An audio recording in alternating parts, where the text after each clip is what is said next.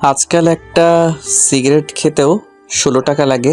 কেন যে এইসব ছাইপাশ খাওয়া শিখেছিলাম, এখন হাড়ে হাড়ে এই অভ্যাসটার প্রভাবটা টের পাচ্ছি। সারাদিনে ৪টা বিড়ি খেতেও ৬৫ টাকা লাগে। বাসার ছাদে এসে রোজ বিকেলবেলা আমি একটা করে সিগারেট খাই। কেন জানি ইদানিং আমার এমন মনে হয় আমাদের পাশের বাসার জানালা থেকে আমাকে কেউ ফলো করে সামনাসামনি। আমি কোনোদিন দেখিনি, কিন্তু আমি সবসময় বুঝতে পারি পাশের ফ্ল্যাটে জানালা থেকে আমাকে কেউ ফলো করে। কিন্তু আমার এসবে কিছু যায় আসে না। মানুষের যখন খুব কাছের কিছু হারিয়ে যায়, তখন আর দূরের ছোটোখাটো বিষয়গুলো মানুষের চোখে পড়ে না। মীরা আমার জীবন থেকে চলে যাওয়ার পর আমার একমাত্র কাছের সঙ্গী হলো এই সিগারেটকে। আজকে খুব বৃষ্টি হচ্ছে, মীরার কথা মনে হচ্ছে খুব। কোনো একদিন হুট করে এমন এক বৃষ্টি মিশ্রিত সকালে মীরার সাথে পরিচয় হয়। কলেজে গিয়েছিলাম ওই দিন। আমি খুব সকাল সকালে হঠাৎ করে আমার বান্ধবীর সাথে একটা নতুন মেয়ে আসলো। ক্লাসে পরিচয় পর্বের শেষে জানতে পারলাম ওর নাম মীরা। আমাদের ক্লাসে নতুন ভর্তি হয়েছে ট্রান্সফার হয়ে। তখন আয়েশা বলল, মীরা শোন, রবিউল কিন্তু আমাদের ক্লাসের টপার। এই কথা শুনে মীরা আমার দিকে অদ্ভুতভাবে তাকালো। আমি সেই তাকানোর মানেটা বুঝতে পারলাম না। অল্প কিছুদিনের মাঝেই আমাদের খুব ভালো বন্ধুত্ব হয়ে গেল। এমন একটা অবস্থা, মীরা আমাকে ছাড়া কিছুই বোঝে না।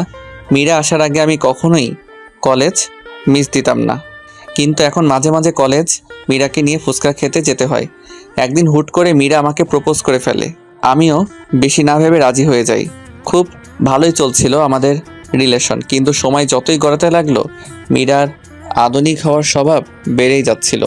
মীরা যে সমস্ত পোশাক পরতো আমার একদম পছন্দ না। এটা নিয়ে মাঝে মাঝেই ঝগড়া হতো। একটু ঝগড়া হলেই মীরা আমার সাথে আর যোগাযোগ করতো না। আমি আগে কল দিয়ে সবসময় সরি বলতাম। মীরার সাথে কথা হতো ফেসবুকের রিলেশনের শুরুতে। মীরার ফেসবুকের পাসওয়ার্ড আমার কাছে ছিল। আমাদের কলেজে একটা নতুন ছেলে ভর্তি হয়। ছেলেটার নাম সাগর। ছেলেটা কলেজে আসতো দামি বাইক নিয়ে। ছেলেটার সাথে মেয়েরা গায়ে পড়ে কথা বলা শুরু করে এবং মীরাও ব্যতিক্রম কিছু করলো না। ইদানিং মীরা আমার সাথে কলেজে একদম কথা বলে না। একদিন মীরা বলল, শোনো, আমি চাই না কলেজের সবাই আমাদের রিলেশনের বিষয়ে জানুক, তাই এখন থেকে আমি কলেজে তোমার থেকে দূরেই থাকতে চাই। আর তুমিও আমাকে এখন থেকে কলেজের ভেতরে ডাকাডাকি করবে না। আমি মীরার প্রতি খুব দুর্বল ছিলাম। প্রথম প্রেম তো একটু বেশি কাজ করতো আবেগ। আমিও কলেজ টাইমে মীরাকে কিছু বলতাম না। একদিন আমি একটু আগেই কলেজে গিয়েছিলাম। সাধারণত মীরা সবসময়ই আগেই কলেজে আসতো, কিন্তু আমি ক্লাস শুরু হওয়ার কিছুক্ষণ আগে যেতাম। ওই দিন কলেজে গিয়ে এমন কিছু দেখব তা কল্পনাও করতে পারি নাই। মীরা আর সাগর বকুলতলায় বসে বসে কথা বলছে। শুধু কথা বলছে বলে ভুল হবে, একজন হাসতে হাসতে আর একজনের গায়ের উপর পড়ছে। আমি কোনোভাবে এটা মানতে পারলাম না। সাথে সাথেই কলেজ থেকে চলে আসলাম। ভেতরটা আমার দুমড়ে মুচড়ে যাচ্ছে। মীরা কেমন করে সাগরের মতো ছেলের সাথে এভাবে কথা বলবে? কোনো ধরনের সম্পর্ক ছাড়া এভাবে কেউ কথা বলতে পারে না। তাই ভাবতে লাগলাম। রাতে মীরাকে মেসেজ দিলাম, কিন্তু রিপ্লাই দিচ্ছে না। কল দিলাম, কল ধরছে না। এভাবে কিছুক্ষণ কল দেওয়ার পর ফোন বন্ধ দেখাচ্ছে। আমার তো মাথায় কিছুই ঢুকছে না। কি হচ্ছে আমার সাথে? মীরা আমাকে ব্লক করে দিছে। কিছুক্ষণ ভেবে মীরার ফেসবুক আইডিটা আমি লগ ইন করতে গিয়ে বুঝতে পারলাম মীরা ওর আইডির পাসওয়ার্ডটা পাল্টে নিয়েছে। আমি কোনোভাবেই আর মীরার সাথে যোগাযোগ করতে পারলাম না। পরের দিন কলেজে গিয়ে আমি মীরার সাথে কথা বলার চেষ্টা করলাম। তখন মীরা যা বলল তা সারা জীবন মনে থাকবে। আমার তোমার প্রতি কোনো ফিলিংস কাজ করে না। আমার তোমার সাথে আর থাকা সম্ভব না, তাই আমি আমাদের সম্পর্কটা এখানেই শেষ করতে চাচ্ছি। আজ থেকে তুমি তোমার মতো, আমি আমার মতো। মীরার কথা শুনে আমার না চাইতেও চোখের কোণে জল এসে পড়ল। ওর কথাগুলো শুনে আমি ওর হাত ধরতে গেলে উল্টো ভালোবাসার প্রতিদান হিসেবে ওই একটা থাপ্পড়ে আমি হুঁশে ফিরলাম। আমি বুঝে গেলাম মীরার হৃদয়ে আমার স্থান কোথায়। 4 মাস পর, ওই দিনের পর তেমন কলেজে যাই না। আর ওই দিন থেকে আমার নতুন সঙ্গী হয়েছে সিগারেট। কিছুদিন পর দাদা অসুস্থ, তাই আম্মু আব্বু তাকে দেখতে যাবে। তাই আব্বু আম্মুকে স্টেশন থেকে রেলে তুলে দিয়ে বাসায় ফিরলাম। সন্ধ্যার পর পর হুট করে বাসার দরজায় কে যেন নক করলো। এই অসময়ে কে আসলো আবার? আব্বু আম্মু তো চলে গেছে, এমন কেউ তো নেই যে আসবে। দরজা খুলতে আমি পুরো হা হয়ে গেলাম। এত মৌ আপু, আমাদের পুরো এলাকার ক্রাশ। আমার থেকে 1 বছরের সিনিয়র, যেরকম রাগের সেরকম সুন্দরী। আমি তো হা করে তাকিয়ে আছি আপুর দিকে। আপু বলল, এই কি রে, তুই হা করে তাকিয়ে আছিস কেন? মুখটা বন্ধ কর, না হলে মশা ঢুকবে গাধা। আর তুই এত বেয়াদব কবে থেকে হলি? আমি আবার বেয়াদব হলাম কবে? তো কাউকে দরজায় দাঁড় করিয়ে রাখাটা কোন ধরনের আদব? সরি আপু, আসো ভেতরে আসো। আসলে তুমি অসময়ে আমার বাসার দরজায়, তো তাই আমি একটু চমকে গিয়েছি। তো কেমন চলছে তোর দিনকাল? ভালোই চলছে। তোমার কি অবস্থা বলো আপু? আমার আর অবস্থা, দিনে 16 ঘন্টায় বই আর বইয়ের দিকে তাকিয়ে থাকতে থাকতে চোখ বেচারা এখন আর একলা চলতে চায় না। সঙ্গী হিসেবে চশমাকে বেছে নিয়েছে। জানিসই তো, মেডিকেলে একটু বেশি ইচ্ছা। হুম তোকে তো আমাদের বাসায় গিয়ে খেয়ে আসতে বলা হয়েছিল, কিন্তু তুই গেলি না। বাসায় কি করছিস? আসলে আপু আমার তেমন ক্ষুধা লাগেনি। থাক থাক, আর মিথ্যা বলতে হবে না, তোকে আমি খুব ভালো করে চিনি। তুই যে লজ্জা কুমার। এই নে নে, এই খাবারগুলো এনেছি, তুই খেয়ে নে। তুমি কষ্ট করে কেন আনতে গেলে খাবার আপু? আর আপু তুমি যে হোস্টেল থেকে বাসায় আসছো আমি তো সেটাই জানি না। আমার কথা কেন জানবি তুমি? তোমার তো জানার অনেক কিছু আছে। হোস্টেলের পরিবেশ খারাপ হওয়ার জন্য আমি 7 দিন পরেই বাসায় চলে আসছি। বাসা থেকে স্কুটি দিয়েই ক্লাস করি, সেটাও তো 1 বছর হয়ে আসলো। আর তুই কিনা বলছিস আমি বাসায় কবে আসছি? আচ্ছা, এবার তুই খেয়ে নে। আপু তুমি চলে যাও, আমি পরে খেয়ে নেব। না না না না না, তোকে আমার জানা আছে। তুই এখনই খেয়ে নে, আমি টিফিন বাটি নিয়ে যাব। তারপর আমি খাওয়া শুরু করলাম। খাওয়ার সময় নানা ধরনের প্রশ্নও করছিল আপু। আচ্ছা, তোকে একটা কথা বলি। বলো। তোর প্রতিদিন কয়টা করে সিগারেট লাগে? আপুর কথা শুনে আমি এত লজ্জা পাচ্ছিলাম যে আমার মুখ দিয়ে কোনো কথা বের হচ্ছিল না। আমি কিছু না বলে চুপ করে আছি। আরে বলে দে। আসলে আপু মাঝে মাঝে 2-1টা খাই। তুমি প্লিজ বাসায় এসব বলো না। সেটা পরে দেখা যাবে, এখন আমি যাই। খাবার খাওয়া শেষে আপু টিফিন বাটি নিয়ে চলে গেল। শুয়ে শুয়ে ফোনে টুকটাক লেখালেখি করছিলাম, এমন সময় আমার ফোনের পরিচিত টোনটা বেজে উঠল। স্ক্রিনে তাকিয়ে দেখি মৌ আপুর নাম্বার। আমি আপুর নাম্বারটা সেভ করেছিলাম সেই 2 বছর আগে। এই 2 বছরে না কল এসেছে আপুর থেকে, না আমি কোনোদিন কল করেছি। এমনকি আপুর কাছে যে আমার নাম্বার আছে এটাই আমি বিশ্বাস করতে পারছি না। কাপা কাপা হাতে ফোনটা রিসিভ করে কানে রাখতেই, কিরে, ফোন রিসিভ করতে এত সময় লাগে? আসলে আপু আমি ফোন থেকে একটু দূরে ছিলাম। থাক থাক, তোর আর মিথ্যা বলতে হবে না। আমি বুঝি না আপু, আমি মিথ্যা বলতে গেলে কেমনে ধরে ফেলে। তুই এখন যেই অবস্থায় আছিস ওই অবস্থায় আমার বাসার নিচে চলে আয়। কেন? এই, তোর কাছে কোনো কিছু শুনতে চাইছি? তুই চলে আয়, 5 মিনিট সময় দিলাম। এত রাত করে কি দরকার? আমি যেমন ছিলাম লুঙ্গি আর টি শার্ট পরেই মৌ আপুদের বাসার নিচে গেলাম। কিছুক্ষণ পরে আপু নিচে আসলো। আমার কেমন যেন লাগছিল। আমি সাধারণত লুঙ্গি পরে রাস্তায় বের হই না। আপু তো আমাকে দেখে হাসি শুরু করে দিল। আপুর হাসি দেখে আমার আর বোঝার বাকি রইল না যে আপু আমার লুঙ্গি পরার জন্য হাসছে। হাসছো কেন আপু? আমি কিন্তু চলে যাব তাহলে। তুমি তো বললে আমি যেমন আছি তেমন করে আসতে, আর বলে 5 মিনিটের মাঝে আসতে। তো আমি কেমনে করে এই অল্প সময় আবার কাপড় পাল্টে আসতাম? আর দেরি করে আসলেই তো বলতে যে বড়দের কথা রাখি না, বেয়াদব হয়েছি। ও রে রে, থাক বাবু, তুমি আর রাগ করো না। আপু আমাকে একদম বাবু বলবা না, আমি এখন ছোট না। থাক থাক, আর বলবো না বাবু। আপু এখন কিন্তু আমি চলে যাব। এই, তোর কিন্তু সাহস অনেক বেড়ে গেছে। এখন একটা রিক্সা নিয়ে আয়। এত রাত করে রিক্সা কই পাবো? আমার কিছু অ্যাসাইনমেন্ট কালকে জমা দিতে হবে, আর সেগুলো আমার এক বান্ধবীর বাসা থেকে আনতে হবে। মহা ঝামেলায় পড়ে গেলাম তো। আপু এই রাত করে রিক্সা পাওয়া পসিবল না। তুমি তোমার স্কুটিটা বের করো। যাক, তোর মাথা থেকে জীবনে প্রথম ভালো কোনো আইডিয়া বের হলো। তুই দাঁড়া, আমি 1 মিনিটে স্কুটিটা বের করে নিয়ে আসি। কিছুক্ষণ পর আপু স্কুটিটা নিয়ে বের হলো। আপু একটা কথা বলি? বল। আমি ড্রাইভ করি। আচ্ছা, এনে ধর। সত্যি বলতে আমি জীবনে কখনো কোনো লেডি বাইকের পেছনে বসিনি, আর বসতেও চাই না। মেয়ে মানুষের ড্রাইভিংয়ে আমি কমফোর্ট ফিল করি না। আমি ড্রাইভ করছি, আপু আমার পেছনে বসে আছে। এলাকা থেকে বের হওয়ার সময় মোড়ের টং দোকানে এলাকার উঠতি বসে ছেলেদের চোখ আমাদের এড়ালো না, সবাই হাঁ করে তাকিয়েছিল। কিছুক্ষণ পর আপুর বান্ধবীর বাসার সামনে এসে উপস্থিত হলাম আমরা। আপু আমাকে বাইরে দাঁড় করিয়ে রেখে চলে গেল তার বান্ধবীর বাসায়। আমাকে যাওয়ার জন্য জোর করলেও আমি গেলাম না। প্রায় 20 মিনিট পর আপু বের হলো বাসা থেকে। এত দেরি করলো কেন? কিছু পেজ লেখার বাকি ছিল, সেটা লেখার জন্য দেরি হলো। আচ্ছা এবার চলো। চল। কিছুক্ষণ যাওয়ার পর হুট করে আপু বলল, রবিউল বাইক থামা। আমি বাইক থামালাম। কেন থামাতে বললে আপু? চল ফুচকা খাই। এখন এই রাত করে ফুচকা খাবে তুমি? আমরা দুজনই খাবো। আসলে রবিউল জানিস, আমি জানি না আমি দেখতে কতটা ভালো বা খারাপ, কিন্তু জানিস ফুটপাতে বা কোথাও গিয়ে কিছু খেতে চাইলে হয়তো ছেলেরা টিস করবে, আর সেটা না হলে এমনভাবে তাকিয়ে থাকবে যেন খাবারের বদলে আমাকেই গিলে খাবে। তার জন্য ইচ্ছে থাকা সত্ত্বেও বেশিরভাগ সময়ই বাইরের কোনো কিছু খাই না আমি। এখন তুই আছিস পাশে, প্লাস লোকজনও নেই তেমন, তাই খেতে ইচ্ছে হলো। আচ্ছা চলো আপু।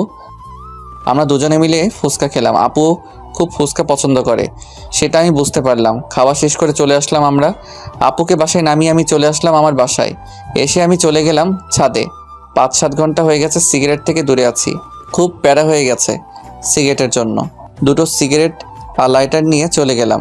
কেন জানি আজকে আপুর সাথে কথা বলার সময় বেশ কয়েকবার মীরার কথা মনে পড়েছিল আমার। ছাদের এক কোণায় দাঁড়িয়ে সিগারেট মাঝের তামাক পাতাগুলোকে পুড়িয়ে ধোঁয়াগুলো হৃৎপিণ্ডের চারপাশ দিয়ে ঘুরিয়ে সেগুলোর সাথে মীরার স্মৃতিগুলোকে বাহিরে বের করে আকাশের দিকে তাকিয়ে হাওয়াতে মিশিয়ে দিচ্ছি। মধ্যরাতে আমি রুমে আসলাম। এই মধ্যরাতটা খুবই অদ্ভুত। আমরা সবাই মধ্যরাত বললেও এই মধ্যরাত মানে হচ্ছে একটা রাতের শেষ আর একটা দিনের শুরু। এরকম অনেক মধ্যরাত যে নির্ঘুম পার করেছি। সকালবেলা দরজায় কড়া নাড়ার শব্দে আমার ঘুম ভাঙলো। দরজা খুলতেই আমার চোখ তো পুরো আটকে গেল। মৌ আপুকে মেডিকেল কলেজের ড্রেসে দেখে আমি পুরো হা হয়ে তাকিয়ে আছি। এই আবার হা করে তাকিয়ে আছিস কেন? গলা দিয়ে মাছি ঢুকবে। আসলে আপু তোমাকে খুব ভালো লাগছে কলেজ ড্রেসে। হয়েছে হয়েছে, এত বেলা অবধি ঘুমানো স্বাস্থ্যের জন্য খারাপ। আপু জানি আমি ভালো ভালো কাজ করলে যে সব কিছু আমার সাথে ভালো হবে সেই কথা আমি বিশ্বাসী না। আচ্ছা আচ্ছা, তোর এই কাপ্রিক কথা আমাকে বলতে হবে না। এই নে তোর খাবার, তাড়াতাড়ি খেয়ে নে। এখন খাবো না, তুমি কলেজ চলে যাও, আমি পরে খেয়ে নেব। না, তুই এখনই খেয়ে নে। আমাকে আজকে কলেজে তোকে ড্রপ করতে হবে। আমার স্কুটির চাকায় প্যারেক ঢুকেছে, তাই তুই তো জানিসই গাড়ি ধরে যেতে চাইলে আমি আর কলেজে পৌঁছাতে পারবো না। ইচ্ছে থাকা না সত্ত্বেও এখন আমাদের কলেজ ধরেই মৌ মেডিকেল কলেজের সামনে দিয়ে নিয়ে যেতে হবে। 4 মাস যাবৎ আমি শহরে বের হই না, ভালো লাগে না লোকালয়ে এখন আর আমার। সত্যি বলতে আমি আর আমাদের কলেজে যেতে চাই না। তার বড় কারণ হলো মীরা আর আমার অসংখ্য স্মৃতি রয়েছে ওই কলেজের সাথে। খাওয়া দাওয়া করে রেডি হয়ে মৌ আপুকে নিয়ে বের হলাম। সাথে আমার আব্বুর দেওয়া ডিসকভার 100cc গাড়িটি। নিজের বাইক থাকার জন্য আমি মাঝে মাঝে বাইক নিয়ে যেতাম কলেজে, কিন্তু কম দামি হওয়ায় মীরা কখনো আমার বাইকে চড়েনি, আমিও কখনো জোর করিনি। আমার নিজেরও কিছুটা লজ্জা লাগতো। কলেজের সবারই প্রায় দামি দামি বাইক, আর সেখানে আমার এত কম দামি বাইক আমি নিজেও, তাই কলেজে খুব বেশি নিয়ে যেতাম না বাইক। বাস ধরে যেতাম কলেজে। অনেক দিন পর আমার বাইক বের করলাম। আব্বু খুব যত্নে রাখতো বাইকখানা। আপুকে নিয়ে কলেজের উদ্দেশ্যে রওনা দিলাম। বাইকের মিটার 50-এর আশেপাশে স্বাভাবিকভাবে চালাচ্ছিলাম বাইক। আচ্ছা রবিউল, একটা কথা বলবি আমায়? তোর মনে ঠিক আমার সম্পর্কে কি ভাবনা আছে? ঠিক বুঝতে পারলাম না আপু, তোমার সম্পর্কে কি ভাবনা থাকবে আর? মানে আমি তোর কাছে মানুষ হিসেবে কেমন? তুমি একটু রাগী, কিন্তু মনটা খুব ভালো তোমার। বেশ কিছুক্ষণ পর আমি আমার কলেজের সামনে গিয়ে আটকে গেলাম রাস্তায় জ্যামের জন্য। বেশ কিছু বন্ধুর সাথে রাস্তায় দেখা হলো। আমার পেছনে মৌ আপুকে দেখে তো সবাই জেলাস ফিল করছিল। খুব কাছের কয়েকজন বলে দিল, দোস্ত তাহলে ডক্টরের সাথে হয়ে গেল। এরকম কমেন্ট আমি লজ্জায় মাথা তুলতে পারছিলাম না। আপুর দিকে তাকিয়ে দেখে উনি মুচকি মুচকি আসছে। সামনে একটা বাসের চাকা ফেটে গিয়েছে। কমপক্ষে 20 মিনিট তো লাগবেই। যেখানে বাঘের ভয় সেখানেই রাত হয়। দেখে আমার বন্ধু রাতুল আসছে। আমাকে পচানোই ওর সবচেয়ে প্রিয় স্বভাব। দোস্ত, তুই এখানে আটকে আছিস? আর ওইদিকে পুরো কলেজের তো এখন টপ নিউজ তোর ডক্টর গার্লফ্রেন্ড। তা দোস্ত, ভাবি কিন্তু দেখতে আগুন সুন্দরী। এতদিন তাহলে কলেজে না আসে ভাবিকেই সময় দিতে ভালোই। তো ভাবির সাথে একটু পরিচয় করিয়ে দে, নাকি সেটাও দিবি না? আমি কিছুই বলতে পারছি না। ভাবি, আমি রাতুল, আমি রবিউল, একই সাথে একই বিভাগে পড়ছি। আমি মৌ, এখন ঢাকা মেডিকেল কলেজে পড়ছি। মনে মনে তো সে আল্লাহকে ডাকছি। এখন যদি আপু বলে দেয় সে আমার বড় বোন, তাহলে লজ্জায় মাথা কাটা যাবে। আচ্ছা ভাবি, আপনাদের সম্পর্ক কতদিনের? এই তোর এখন এসব জানতে হবে না। রাস্তায় দাঁড়িয়ে কেউ এসব কথা বলে, এখন সময় নেই। আরে দোস্ত, এমন করিস কেন? রাস্তায় তো জ্যাম, আর কতদিন তোর সাথে কথা হয় না। মনে চাইতেছে রাতুলকে কলেজের পুকুরে যদি চুবাইতে পারতাম। আমরা রিলেশনে গিয়েছি 4 মাস হলো প্রায়। আর কিছু জানার আছে কি রাতুল? না ভাবি, আর কিছু বলার নেই। সময় করে একদিন আমাদের ক্যাম্পাসে আসবেন, কিন্তু অনেক আড্ডা দিব। সময় পেলে অবশ্যই আসবো একদিন। হারামজাদা, তোর ভাবি বলার স্বাদ যদি না মিটাই তো আমার নাম রবিউল না। হারামি, তুই আমারে এমন অবস্থায় ফেলেছিস সেটা আমি জানি। জ্যাম ছেড়ে গেছে। রাতুলকে বিদায় জানিয়ে আমি বাইক স্টার্ট দিয়ে আপুকে নিয়ে মেডিকেলের দিকে ছুটলাম। আমার লজ্জার ঘোর এখনও কাটেনি, একদম চুপ করে আছি। কিরে, তোর কি কথা বলা বন্ধ হয়ে গেল নাকি? আসলে আপু সরি, প্লিজ তুমি কিছু মনে করো না। আসলে কলেজের বন্ধুরা এমনই, তিলকে তাল বানিয়ে ফেলে। সেটা আমি বুঝেছি। ধন্যবাদ আপু, তুমি অনেক মিথ্যা বলে হলেও আমার মানসম্মানটা বাঁচিয়ে দিছো। আপুর কলেজের সামনে এসে গিয়েছে, আপুকে নামিয়ে দিয়ে চলে আসলাম। বাসায় এসে শুয়ে আছি, ফোনে আম্মুর সাথে কথা হলো। দাদার অসুখ নাকি আরও বেশি, ওনাদের আসতে ভালোই সময় লাগতে পারে। আমিও তেমন কিছু বললাম না। আপুর সাথে এই 2 দিন সঙ্গ দিয়ে আমার মনটা কিছুটা হালকা হয়েছে। অনেক দিন পর বই নিয়ে বসলাম। বিগত 4 মাসে বইয়ের সাথে সম্পর্ক বিচ্ছেদ ছিল। টানা 4-5 ঘন্টার মতো পড়লাম। হুট করেই মৌ আপুর কথা মনে হলো। আপুকে তো আমি রেখে আসছি কলেজে।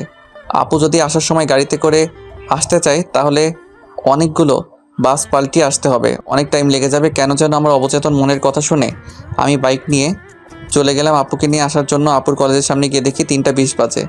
বেশ কিছুক্ষণ ওয়েট করার পর আপুকে দেখতে পেলাম। আপু কিছুটা দূর থেকে আমাকে দেখে একটা তৃপ্তির হাসি দিল। আপুর হয়তো আমাকে দেখে অবাক হলো। কিরে, আবার কি মনে করে এসেছিস? কেন, এসে কি তোমাকে ঝামেলায় ফেললাম নাকি? আমি কি তোকে বলছি নাকি তুই এসে আমায় ঝামেলায় ফেলেছিস? তুই অনেক দায়িত্বশীল হয়ে গিয়েছিস দেখা যাচ্ছে। আপুকে নিয়ে আসার সময় আপু বাইক থামিয়ে হোটেলে খাবারও খাওয়ালো আমায়। আপু হয়তো আমার চেহারা দেখে বুঝেছিল আমি দুপুরে খাবার খাইনি।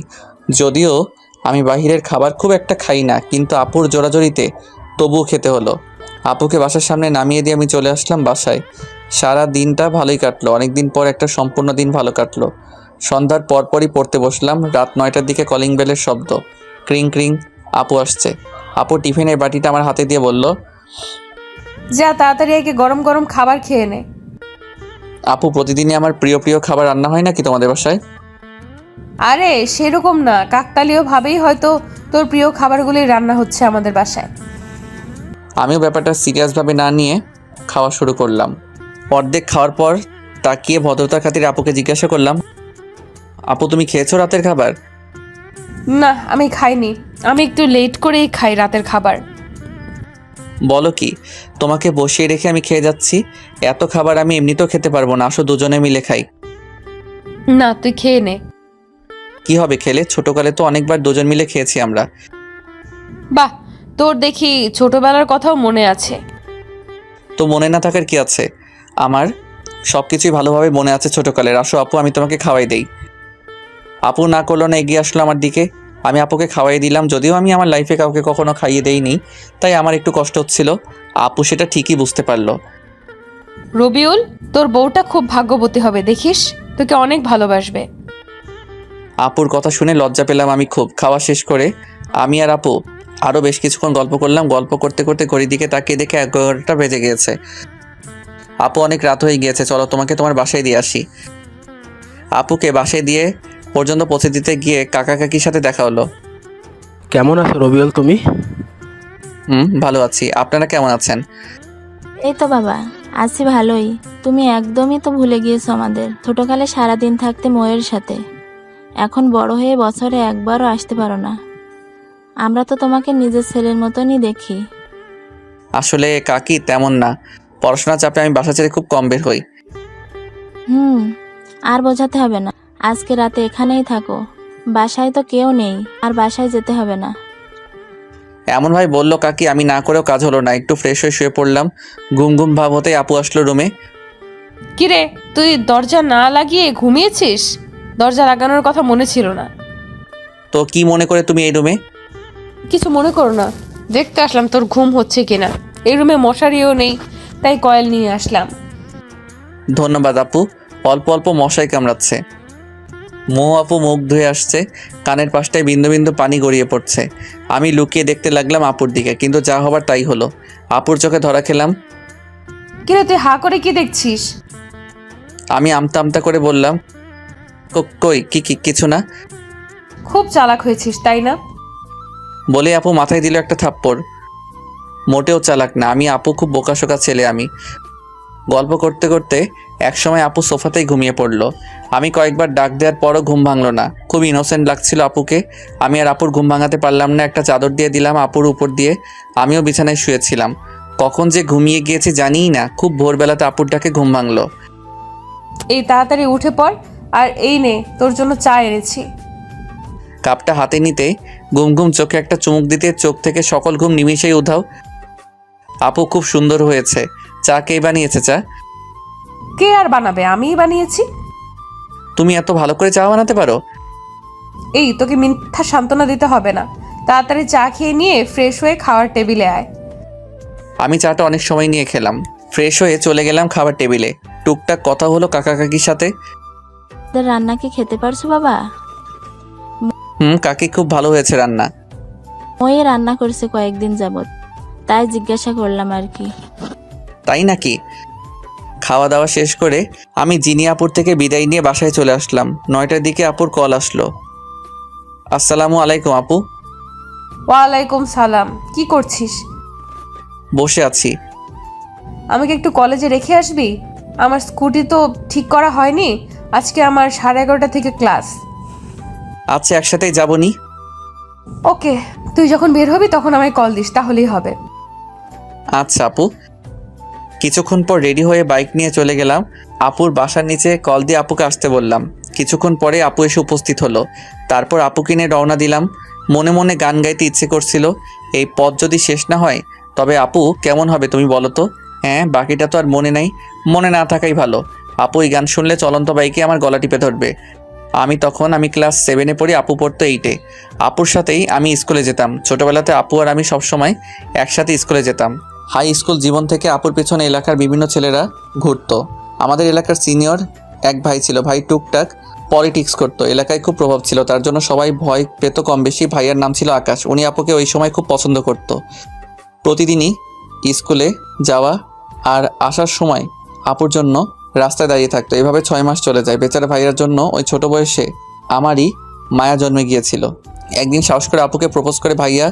আপু সরাসরি কোনো ভনিতা না করে জানিয়ে দেয় আপু কোনো রিলেশনশিপে যেতে পারবে না। কিন্তু ভাইয়া তবুও হাল না ছেড়ে আপুকে ফলো করতো। একদিন আবারও কথা বলার জন্য আপুকে ডাক দেয়। আপু ওই দিন না দাঁড়িয়ে হাঁটা শুরু করতে গেলে ভাইয়া আপুকে থামানোর জন্য আপুর হাত ধরার চেষ্টা করে। আর সাথে সাথে আপু দাঁড়িয়ে স্যান্ডেল খুলে আকাশ ভাইয়ার গালে বিদ্যুৎ গতিতে 5-7 বার জুতা দিয়ে মারলো। পরে এই বিষয়টা এত ভাইরাল হয় যে আকাশ ভাইয়ার লজ্জায় এলাকা ছেড়ে প্রবাসে পাড়ি জমায়। আমার কলেজের সামনে এসে আমি বাইক থামালাম। আপু তুমি একটু এখানেই দাঁড়াও, আমার কলেজে একটু কাজ আছে, তা শেষ করে আসছি। আচ্ছা। কলেজে এসেছি আমাদের ডিপার্টমেন্ট প্রধান সালাম স্যারের সাথে দেখা করতে। ক্লাস টপার হওয়ার জন্য স্যার আমাকে খুব আদর করতো আর শাসনও করতো খুব। মীরার বিষয়টা জানার পর স্যার নিজে আমাকে কলেজে আসতে মানা করেছিল, কারণ স্যার খুব ভালো করেই জানতো কলেজে আসলেই মীরা আর সাগরকে একসাথে দেখে আমার অবস্থা দিন দিন খারাপই হতো। সত্যি বলতে ক্যাম্পাসের সবাই জানতো কম বেশি ভালোবাসায় কতটা সিরিয়াস ছিলাম। স্যারের চেম্বারে গিয়ে দেখি স্যার নেই। অফিস সহকারীর সাথে কথা বলে জানতে পারলাম স্যার আমাদের ক্লাস নিচ্ছে। আমি আমাদের ক্লাসের সামনে গেলাম, খুব নার্ভাস লাগছে। হয়তো অনেক দিন পর মীরার সাথে দেখা হবে। দরজা খুলে স্যার আসতে পারি? আসো। আসসালামু আলাইকুম স্যার। ওয়ালাইকুম সালাম। কেমন আছো তুমি? ভালো আছি স্যার, আপনার সাথে কিছু কথা আছে। আচ্ছা, আমার ক্লাস শেষ, তুমি আমার রুমে আসো। তারপর স্যারের সাথে কলেজের ব্যাপারে কিছু কথা ছিল, সেগুলো বলে চলে আসলাম আপুর কাছে। তারপর আপুকে নিয়ে কলেজে নামিয়ে দিলাম। ধন্যবাদ, সাবধানে যাবি বুঝলি। আমাকে মেসেজ দিস পৌঁছে। আমি বাধ্য ছেলের মতো মাথা নেড়ে চলে আসলাম। বাসায় এসে আপুকে একটা কল দিয়ে জানিয়ে দিলাম। আপুর সাথে কথা বলে কেমন যেন একটা শান্তি পাই। শান্তিটার মানে কি সেটা আমি জানি না। বিকেলে আবার আপুর কল। কি রে রবিউল, কি করতেছিলি? তেমন কিছু না আপু। কাজ না থাকলে আমায় একটু নিয়ে যেতে পারবি? আমি আসছি। আপুকে নিতে গেলাম। আপুর কথা ভাবতে ভাবতে বাইক চালিয়ে যাচ্ছিলাম। হুট করে আচমকা রাস্তায় কুকুর এসে পড়লো। আমার বাইকের সামনে যা হবার তাই হলো। ব্যালেন্স ঠিক রাখতে পারলাম না। রাস্তার পাশের একটা বড় গাছের সাথে ধাক্কা খেলাম। তারপর আর কিছুই মনে নাই। চোখ খোলার পর নিজেকে হসপিটালে আবিষ্কার করলাম। উপর দিকে তাকিয়ে দেখি আমার হাত ব্যান্ডেজ করে ঝুলানো রয়েছে। ভালো করে চারপাশে তাকাতেই দেখি মৌ আপু আমার পাশে বসে কান্না করছে। আপু আমার চোখ খুলতে দেখেই চোখের জল মুছলো। কান্না করছো কেন আপু? আমার কিছুই হয়নি, ঠিক আছে আমি। আমি তোকে আসতে না বললে কিছুই হতো না। সরি, তুই আমাকে মাফ করে দে। আপু তুমি পাগলের মতো কী সব বলছো? আসলে রাস্তায় হুট করে মাঝপথে কুকুর এসে যায়, কুকুর বাঁচাতে গিয়ে আমি ব্যালেন্স হারিয়ে ফেলি। একটু পরেই ডক্টর আসলো। ডক্টর আসার পর বুঝতে পারলাম আমার ডান হাতের হাড় ভেঙে গিয়েছে। আমাকে হসপিটালে আনছে কে আপু? আমি যতদূর জানি একটা গাড়ির ড্রাইভার তোকে পৌঁছে দিয়েছে, আর তোর ফোনে আমার নাম্বার প্রথমে থাকায় আমাকে কল দিয়ে জানায়। তারপর আমি আসছি। আমি এসে রাতুলকে কল দিছি, তারপর রাতুলও আসছে। আচ্ছা আপু, তুমি রাতুলকে কেন কল দিচ্ছ? এখন তো দিলে আমায় বিপদে ফেলে। রাতুলের সামনে যদি তোমাকে আপু আপু করে বলি, তাহলে কলেজে আমার যেটুকু সম্মান আছে তার সবটুকু নিলাম করে দিবে ও। জানো না তো আপু, তুমি রাতুল থাকেই আমাকে পচানোর জন্য সবসময়। প্লিজ আপু, রাতুলকে বুঝতে দিও না যে তুমি আমার বড় আপু। প্লিজ আপু। আচ্ছা আচ্ছা, সে আমি দেখছি, কিন্তু বাবু তুমি আমাকে আপু বইলো না আবার রাতুলের সামনে। আমাকে আপুর সাথে কথা বলতে শুনেই রাতুল ভেতরে আসলো। কী রে দোস্ত, তুই কি ভাবিকে নিয়ে স্বপ্ন দেখতে দেখতে বাইক চালানো শুরু করছিলি নাকি? সামান্য কুকুরের সঙ্গে ধাক্কা লেগে এই অবস্থা। বড় কোনো গাড়ি থাকলে তো কথাই ছিল না। হারামি, তুই কি আমাকে দেখতে এসেছিস নাকি আমাকে আরও খোঁচাতে এসেছিস? আরে না রে দোস্ত। আচ্ছা শোন, ডক্টরের সাথে কথা বলে দেখ কি বলে। আমি বাসায় চলে যাব, এখানে থাকলে আমার দম বন্ধ হয়ে আসবে। তোর দম বন্ধ হলেও 7 দিনের আগে রিলিজ দিবে না কোনোভাবেই। শরীরের অনেক জায়গায় কেটে গিয়েছে। যেখানে বাঘের ভয় সেখানে রাত হয়। আমার সবচেয়ে অপছন্দের জায়গা হলো হসপিটাল। আচ্ছা তুই থাক দোস্ত, আমি সন্ধ্যার দিকে আবার আসবো তোদের জন্য খাবার নিয়ে। আরে ভাই, তোর খাবার আনতে হবে না, তুই ফ্রি থাকলে এমনি আসিস।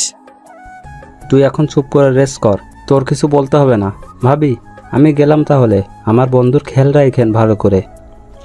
মোয়াপো মাথা নাড়িয়ে শুধু হুম হুম বলল। রাতুল চলে যেতে আমি হাঁপ ছেড়ে বাঁচলাম। ও থাকলে কথা বলতে বলতে আমাকে জ্বালিয়ে মারতো। আপু একটা কথা বলি। বল। আমার তো আপু হসপিটালে থাকলে দম বন্ধ হয়ে আসবে। তুমি তো হবু ডক্টরই, দেখো না ডক্টরের সাথে কথা বলে কিছু করে আমাকে বাসায় নিয়ে যেতে পারো নাকি? আচ্ছা দেখছি, তুই এত অস্থির হচ্ছিস কেন? তুই একটু শুয়ে থাক, আমি দেখি ডক্টরের সাথে কথা বলে আসি, দেখি কিছু করা যায় নাকি। বেশ কিছুক্ষণ পর আপু আসলো রুমে। রবিউল, আমি ডক্টরের সাথে কথা বলছি। আমি মেডিকেলের ছাত্রী হওয়ায় ডক্টর তোকে ছাড়পত্র দিতে রাজি হয়েছে, কিন্তু 7 দিন তোর নার্স হিসাবে আমাকে তোর পাশে থাকতে হবে। ও আচ্ছা তাহলে থাক, আমি এখানে থাকি, তোমার পড়াশোনা অনেক ক্ষতি হয়ে যাবে। এই, তুই কি আমার থেকে বেশি বুঝিস নাকি? আমার পড়ার কথা তোর ভাবতে হবে না। তারপর আপু আমার প্রেসক্রিপশনটা নিয়ে গেল কিছু ইনজেকশন আর ওষুধ আনার জন্য। আপু যাওয়ার 2 মিনিট পরই আচমকা মীরা এসে উপস্থিত। মীরাকে দেখে আমার বিরক্ত লাগছে। কেমন আছো? কি করে হলো এসব? বলেই তো ন্যাকা কান্না শুরু করে দিল। এই নাটকের তো আমি কোনো মানে বুঝতে পারলাম না। আমার মুখ দিয়ে কোনো কথা বের হচ্ছিল না মীরার সাথে কথা বলার জন্য। আমার ভেতরে কোনো কথা নেই। এমন সময় মৌ আপু এসে পড়লো। আপুকে দেখে মীরা আমার শরীর ধরে কান্না করছিল। মৌ আপুর দিকে তাকাতেই দেখি আপুর মুখটা কালো হয়ে গিয়েছে। আপু পুরো একটা বিব্রতকর অবস্থায় পড়ে গেল।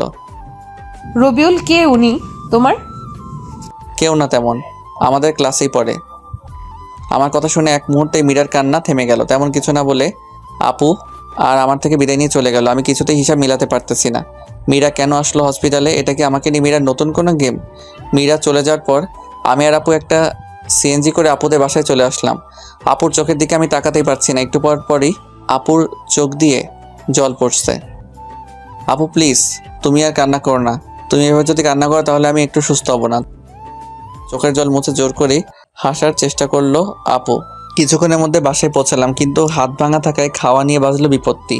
আমি চামিচ দিয়েও ভাত তুলতে পারছিলাম না। পুরো হাতই শক্ত করে ব্যান্ডেজ করা বাধ্য হয়ে আপু আমাকে খাওয়াই দিচ্ছিল। আপু তুমি এত ভালো করে খাওয়াই দিতে শিখলে কই থেকে? এর আগে কাকে কাকে খাওয়াইছো? আমার লাইফের ফার্স্ট কাউকে আমি নিজের হাতে খাইয়ে দিতেছি, বুঝলি? বুঝেছি আপু। কি বুঝলি? এটাই যে আপু তুমি সব বিষয়ে পারফেক্ট একজন মানুষ। আপু একটা কথা বলি। বল। তোমার বিএফ নেই? আছে আমার বিএফ। আপুর বিএফ আছে, এই কথাটা শুনে আমার ভেতরটা নাড়া দিয়ে উঠলো। আপু আমি আর খাবো না, আমার পেট ভরে গিয়েছে। আপু চলে গেল প্লেট রেখে আসতে। আমি বুঝলাম না, আপুকে তো আমি ভালোবাসি না, তাহলে আপুর বিয়ে আছে এটা শুনে আমার কষ্ট হচ্ছে কেন? তবে কি আমি আপুর প্রেমে পড়ে গিয়েছি? না, এসব ভাবাও ঠিক না। আপু কিছুক্ষণ পর রুমে আসলো। কিরে রবিউল, মন খারাপ নাকি তোর? একটু মন খারাপ, আব্বু আম্মুর কথা মনে পড়েছে। ও আচ্ছা, তুই শুয়ে শুয়ে বিশ্রাম নে। তাহলে কোনো কিছু লাগলে আমায় ডাক দিস। আমার কিছু পড়া আছে, আমি পড়তে বসবো। আচ্ছা আপু, যাও তুমি। আর শোনো আপু, কাকা কাকিকে বলো তারা যেন আমার অ্যাক্সিডেন্টের কথা আব্বু আম্মুকে না জানায়, শুধু শুধু চিন্তা করবে। আচ্ছা, সেটা আমি এখন বলে দিচ্ছি, তুই বিশ্রাম কর। আপু চলে গেল। আপু যাওয়ার সাথে সাথেই কেমন যেন শূন্যতা অনুভব করছি। শুয়ে শুয়ে অতীতের কথাগুলো ভাবছি, কত না সুন্দর ছিল দিনগুলো। মীরা এসে আমার জীবনটা এলোমেলো করে দিছে। সত্যিকারের ভালোবাসা মানুষের জীবনকে যেমন সুন্দর করে তোলে, মিথ্যে ভালোবাসা তেমনি জীবনকে বিস্ময় করে তোলে। এজন্যই হয়তো কোনো একজন বলেছেন, মদ খা, পারলে গাঁজা খা, তবু প্রেম করিস না। কলিজাটা পচে যাক, তবু ভেতরটা ভালো থাক। 11টার দিকে আপু আসলো রুমে, সাথে 2 কাপ কফি এনেছে। এই নে কফি খা, ভালো লাগবে। আপুর থেকে কাপটা নিয়ে চুমুক দিতে ভেতরটা শান্ত হয়ে গেল। অসাধারণ কফি বানিয়েছে আপু। কফি খেতে খেতে গল্প করছিলাম। আচ্ছা আপু, তুমি কিন্তু বললে না তোমার বিএফ আছে কিনা? এই, তুই আমার বিএফ এর খোঁজ খবর নিয়ে কি করবি বল? তোর কি মনে হয় আমার বিএফ আছে? মেডিকেলে পড়ে আবার বিএফ?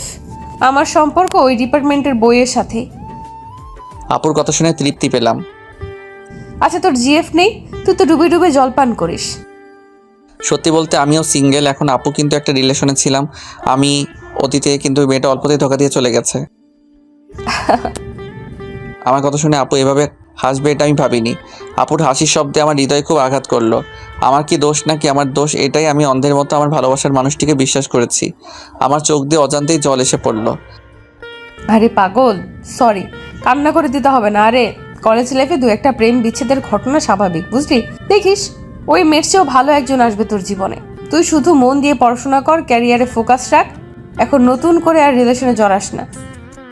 আর বেশ কিছুক্ষণ গল্প করে আপু আমাকে গুড নাইট জানিয়ে চলে গেল। আমিও ঘুমিয়ে পড়লাম। আপু চলে যাওয়ার পর বেশ কিছুক্ষণ আপুকে মিস করলাম। ধীরে ধীরে আপুর সাথে ক্লোজ হয়ে যাচ্ছি। খুব ভালো লাগে আপুর সঙ্গ।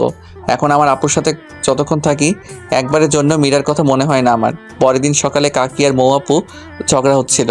আমি অবশ্য ঝগড়ার কারণ বুঝতে পারলাম না, শুধু বুঝতে পারলাম আপু যেন কী নিয়ে কাকির সাথে তর্ক করছিল। ভদ্রতার জন্য আমি রুমে ছিলাম চুপচাপ। আপু আমাকে সকালে খাবার খাইয়ে দিয়ে চলে গেল কলেজে। তেমন কোনো কথা বললো না আপু। আমি ভালো করে বুঝতে পারলাম আপুর মন খারাপ। আমিও তাই কিছু জিজ্ঞাসা করলাম না। শুধু মন খারাপ হলে এক কথা, আপুকে দেখে স্পষ্ট বোঝা যাচ্ছে অনেক রেগেও আছে আপু। আপু চলে গেল কলেজে। আপু চলে যাওয়ার পর কাকির সাথে কথা বলে বুঝতে পারলাম মৌ আপুর বিয়ের কথা চলছে। বিয়ের অনেক আগে থেকেই ঠিক প্রায়, কিন্তু আপুর জন্য হয়নি। এসএসসি থেকে কাকা কাকি জোর করছে বিয়ের জন্য, কিন্তু আপু পড়াশোনার অজুহাত দেখিয়ে 3 বছর যাবৎ বিয়েটা আটকে রেখেছে। যে ছেলের সাথে বিয়ে ঠিক সে আপুর খালাতো ভাই, আমেরিকান প্রবাসী। বিয়ের পর হয়তো আপুকেও সাথে করে নিয়ে যাবে। আপুকে আমেরিকার একটা মেডিকেলে ভর্তির ব্যবস্থা করে দিবে। কাকির সাথে কথা বলে আমার ভেতর থেকে যেন শক্তি হারিয়ে গেল। আপুর সংস্পর্শে এসে আমি অনেকটা স্বাভাবিক জীবনে ফিরেছি। আর আপুকে এত তাড়াতাড়ি হারিয়ে ফেলবো এটা আমি কল্পনাও করিনি। সারাটা দিনই রুমে শুয়েছিলাম। ঘুমানোর অনেক চেষ্টা করলেও মোটেও ঘুমাতে পারলাম না। বিকেলবেলায় একটু ছাদে গেলাম। ফোনটায় গান বাজিয়ে আমি বসে বসে সূর্যাস্ত দেখছিলাম। এমন সময় হুট করে আপুর ডাকে হুঁশ ফিরল। কিরে, ছাদে কি করছিস একা একা? আমি তোকে সারা বাসা খুঁজে ক্লান্ত হয়ে গিয়েছি। তা তোর কি মন খারাপ নাকি? না, মন খারাপ নেই, এমনি বসে আছি একটু। সকালে কাকির সাথে কি নিয়ে ঝগড়া করলে? যদিও আমি জানি কি নিয়ে আপু ঝগড়া করেছে, তবুও আপুর থেকে শোনার জন্য জিজ্ঞাসা করেছি। ও, ভালো কথা মনে করেছিস। তোকে একটা কথা বলি, কাউকে বলিস না। আচ্ছা আপু বলো। আমার বিয়ে ঠিক করেছে আম্মু আব্বু। 3 বছর অনেক কষ্টে আটকে রেখেছি, কিন্তু এবার আর পারবো না রে। আমি হয়তো বিয়ের আগে কোনো পাগলামি করে ফেলতে পারি। তুই কথা দে, আমি যাই করি না কেন তুই আমাকে সাহায্য করবি। আপু এমনভাবে বললো আমি না করতে পারলাম না। আপুকে কথা দিয়ে ফেললাম। যাক, ভালোই লাগছে। আপু তাহলে কোনোভাবে হয়তো নিজের বিয়েটা আটকে দিবে। 10 দিন পার হয়ে গিয়েছে। আজকে আমার ব্যান্ডেজ খুলে দিল আপু। আমি এখন পুরোপুরি সুস্থ। আম্মুর সাথে কথা হয়েছে। আমি বলেছি তোমরা আরও কিছুদিন থাকো, আমার কোনো প্রবলেম হচ্ছে না। আপুদের বাসা থেকে আমরা আমার বাসায় চলে আসছি। ভালোভাবে চলছিল দিন। টুকটাক খোঁজ খবর আপুই নেয় আমার, আর খাবার তো আপুই দিয়ে যায়। এর মধ্যে একদিন রাত 2টায় আপুর কল। আমি একটু ভয় নিয়ে রিসিভ করলাম। এত রাতে আপু কি মনে করে কল দিলা? এই তোকে কয়বার কল দিছি দেখ হারামি, 22 বার কল দিছি এইবার দিয়ে। সরি আপু, আমি ঘুমেছিলাম। আচ্ছা আচ্ছা, কি হয়েছে আপু বলো? কিছু হয়নি, দরজা খুল তাড়াতাড়ি।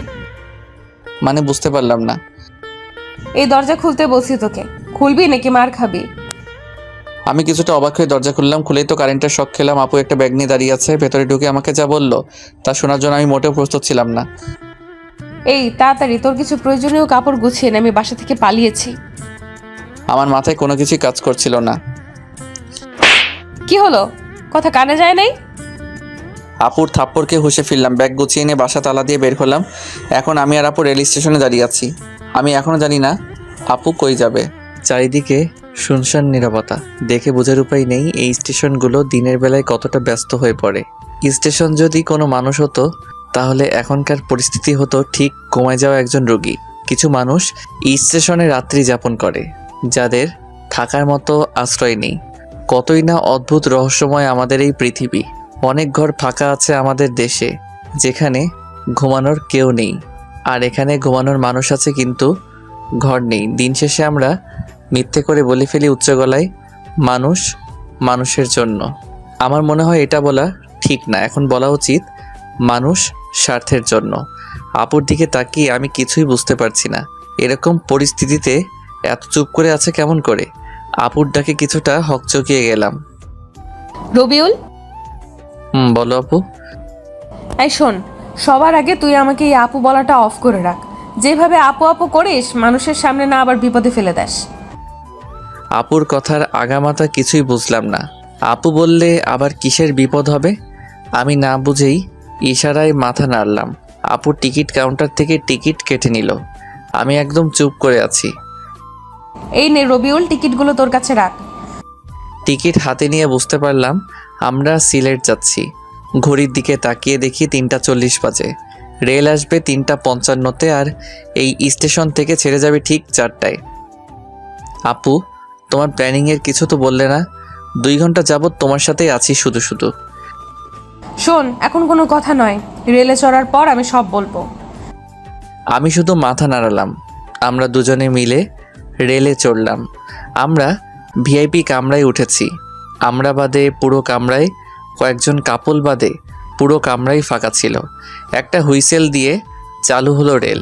রেল চালু হতেই আপু মনে হয় হাঁপ ছেড়ে বাঁচল। আচ্ছা আপু, এখন বলো তোমার পুরো প্ল্যান কি? তুই কি কিছুটা জেনেছিলি আগেই? আম্মু আর আব্বু আমার উপর জিদ করে কোনো ধরনের অনুষ্ঠান না করে আজকে আমাকে বিয়ে দিয়ে দিত। আমি রাজি না হলে জোর করেই দিত বিয়ে আজকে আমাকে। আমি কোনো উপায় না পেয়ে রাতে বাসা থেকে লুকিয়ে চলে আসছি। তাড়াহুড়োতে মাথায় কোনো বুদ্ধি আসছিল না, আর তোকে কল দিয়েও পেলাম না। কত চিন্তা হলো আমার জানিস।